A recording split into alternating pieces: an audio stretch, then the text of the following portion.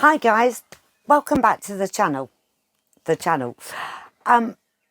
a bit wet today, a bit drizzly, a bit cold, but we thought we'd take the opportunity to answer some of the comments that we've had on the inside our Carthago motorhome. We've had lots of people ask for more detail and things, so what we're going to do today is take you around the outside and have a poke around the lockers and the various things. So I'm going to get my coat on, get out there and give you some more detail. We've had quite a few questions about the slide outs and the side lockers, so thought we'd give you a bit more detail about that. First of all, the door itself is all carpeted, so that's nice, both insulation and soundproofing. High security locks, and they're all alarmed. They've got sensors on them, so everything is covered by the alarm system and locks automatically. You can see that there is a big area in here. Aside from the slide outs, there's a good foot clearance underneath there, and this side there's quite a lot of space. That's where we keep the Carthago, but even so there's still lots more space available on top of that. The door itself holds open on these gas struts, and it's really good. Before we ended up with lockers that come down and they get in your knees and in the way. This is a really good arrangement. So, to the slide out itself, you've just got this one little pin. And out it comes. As you pull the slide out, you can see right through the van, so you can see there's a big area underfloor storage. The whole of the underfloor storage is actually heated as well. One thing I really do like, all of the edges, not just the checker plate, but everything's beautifully finished. You see the heat pipes going through here. So much space in here.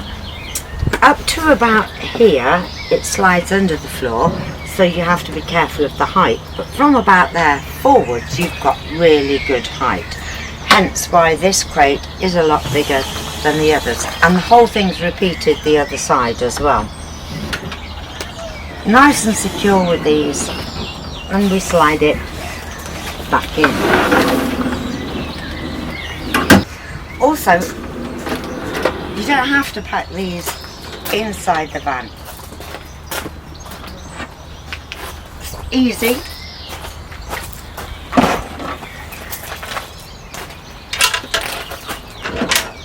You just lift them out.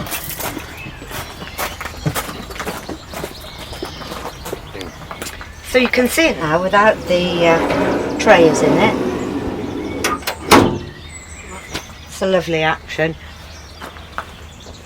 And you can actually see the area where I was talking about. So you've got full height from there, halfway down the second container. And this one, as I said, is a deeper one. Quite like doing that actually, they're nice and smooth. See, the pins, so easy to lift. They're just so smooth. It really is simple. Locks in place. Try as you might, you can't avoid knocks and bangs on things, but they've thought of that. We've got the checker plate along there, all the way along the bottom, and it's all protected. The underfloor is heated. These are pipes from the heating system, lovely and warm actually. And you've got a vent here which goes into the main living room area. So everything, you've got nice airflow, everything stays warm and dry. Also particularly like these finishes. These are a plastic, again it's protection, but it's so much nicer than seeing the ends of chipboard or fiberboard or whatever. Everything is beautifully finished and nice to use and easy to keep clean. This is our table, and it slides right under the van. And then you've got this area which looks a bit cluttered at the moment because I've got the bag for the kayak, but just look at the space you've got. Another thing to point out is you've got quite a height here and quite a length, so you can get quite long things in here as well. And of course you've got the height all the way up to here. One other thing to point out is you can lift this from inside the van, which we'll also show you, so that you can get access to what's in here while you're inside without going out in the wet. Okay, I'll put the stuff back in now.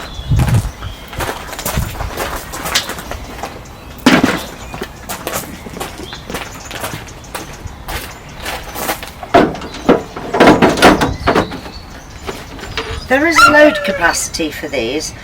I think it's 50 kilos. I can check that up, but I'm fairly positive it's 50 kilos for each one, because I was really quite shocked when I saw the amount of the load, and we're nowhere near that. Get the larger one.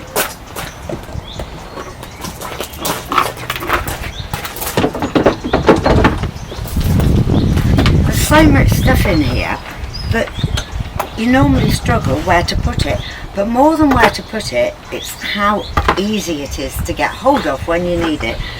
So these are just a real boon. Let's put it away again. And again, just locks itself in place. Great.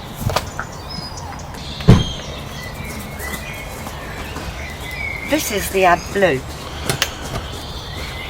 Just open the flap. You just twist the blue lid and pull it out, and the AdBlue pipe goes in there.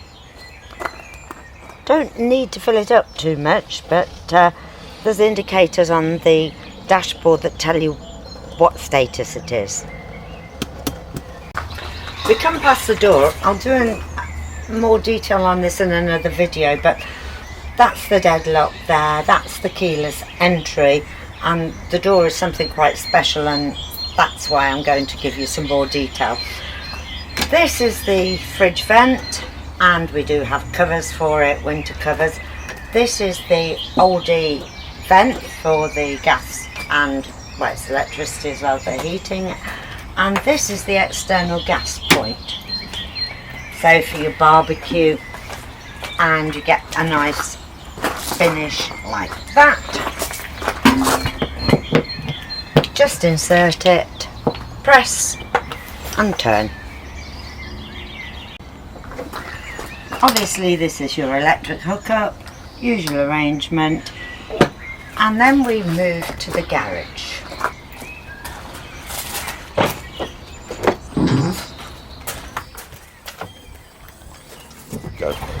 Got massive gas assisted struts. It's a big door, again it's all carpeted, same arrangement with security locks on it, and just as well for me, there's a handle here which assists you in pulling it down. But once you get past a certain point, the gas struts take over and it closes really carefully. It's all alarmed, it comes in with the same system. It's got lighting system in it, checker plate floors and edges. Again, stops all those bumps and bangs. As you can see, we've got a motorbike in it, and it's a full-size motorbike. It's a KTM 390 Adventure. So it's not a low motorbike, it's quite high. The garage itself will take 450 kilos in weight, so that gives you plenty of options so that you don't have to have a lightweight little scooter. Okay, so all the electrics are in the back here. They're all beautifully laid out and protected. This is the main switch on and off. This is the inverter. We've also got a 12 volt and 16 amp outlet and two 240 volt sockets. The external shower is here as well. So if you want to wash yourself down, your boots down, your dog down, everything is here. Actually, that feels really quite nice. And it's hot and cold as well.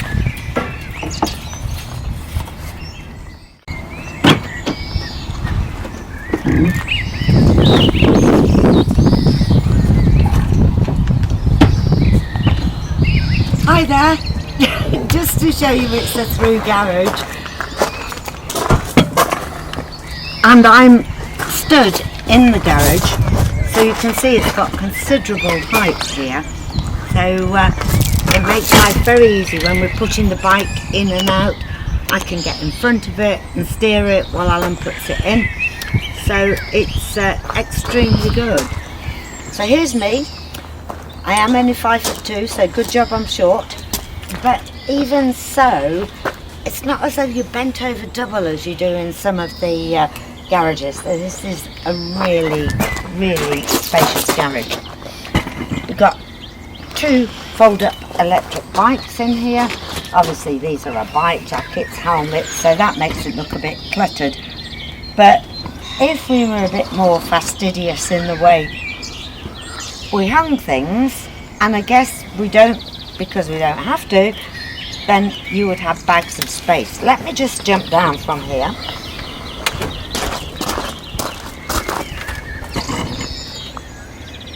The whole of the back of the back wall has got bungees that come with it.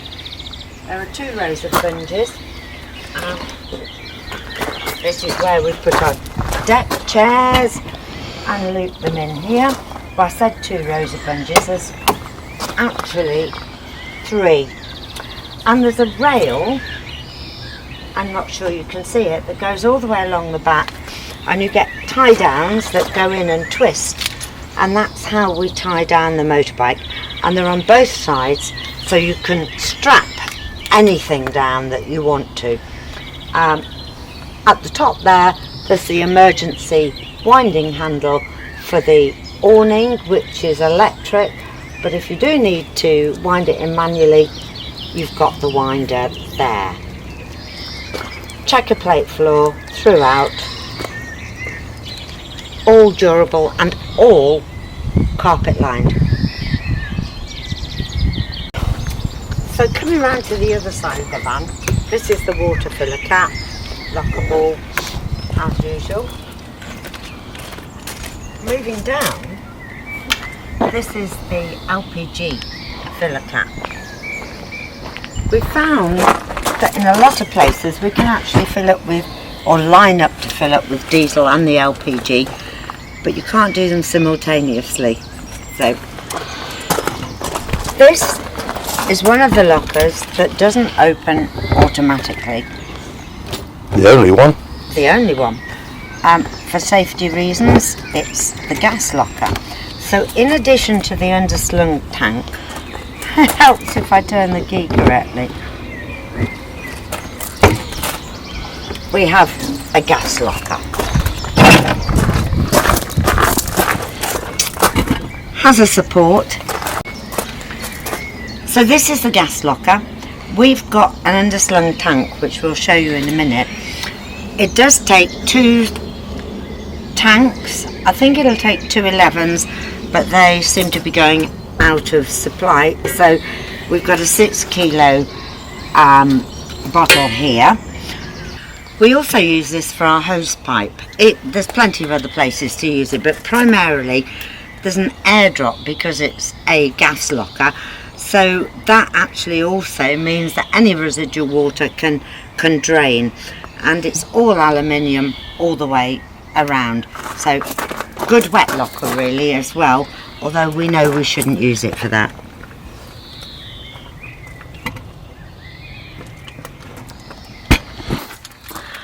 So as we said, we've got an underslung tank. This switch here, if it's facing that way, you're on the main tank. If you want to go off your emergency bottle, you turn it the other way and it takes the feed from the gas bottles. You've got the emergency cut-offs on the main tank, but you've also got them on here as well. So if that pops out, it's cut itself off. That's for a collision or that type of thing in an emergency. If these turn red, even though that hasn't popped out, you have a button here that you have to press. I think it's for 3 seconds, and then those reset, so you're good to go again then. There's no gauge on the top of this tank, but we actually do have, although we haven't fitted them yet, we have gas level indicators which works through, I think it's ultrasound. You put them underneath the bottle and it connects to the iNet inside the van and also your mobile phone, and you can tell the level of the bottle. We haven't done it yet because this is an emergency, but we will get round to it. We're told it's easy. The physical part of putting them underneath probably is. The technical part, given it's us, may not be quite so easy. So let's close this up again. That seats nicely in there. Close that. And lock it. The underslung gas tank is under here. There we go.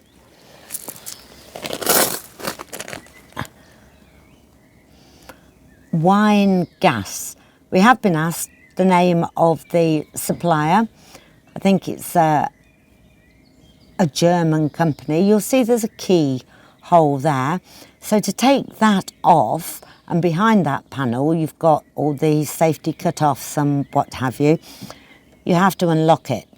But when you put it back on, it is actually a little fiddly to get back on, and you don't want to be losing this going along the road. So take your time to do it. We are going to do a closer video, probably just a little tiny bit in another video, but today's a bit wet and mucky, so we didn't really want to crawl under the van too much, but we will get it for you again. At least that tells you what it is and where it is. This is the second slide out. Same arrangement as the other side. Nicely insulated doors, and you can see it's just the same but the other way around. This too is capable of being accessed from inside, and again lots of space.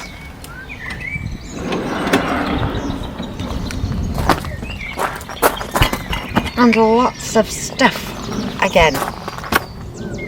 You must think that we're absolutely obsessed with cleaning. We've got so much cleaning materials, but they're there.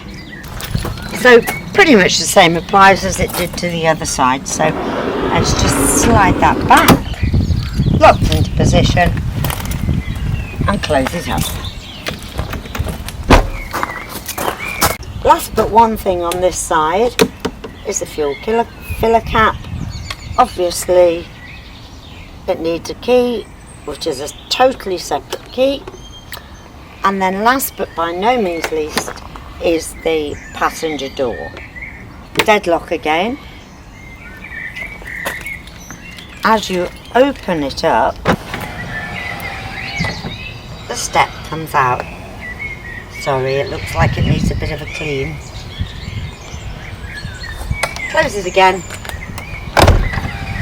and away it goes. So that's it for the second side of the van. Ready? So here's how you access the locker from inside. Simply pull the handle and lift the seat. And you'll recognise what I showed you from the outside. So those are the slide outs. That's the big storage area, and I think it's quite obvious from there what height you can get underneath. Really simple. Ideal if it's tipping it down with rain, and then it just slides back. Great.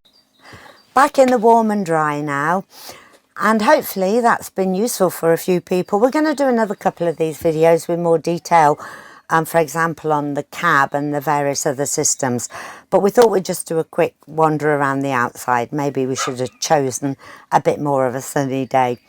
But if you liked, don't forget, give us a thumbs up and please subscribe It really would be appreciated. So we'll catch you on the next one. Thanks.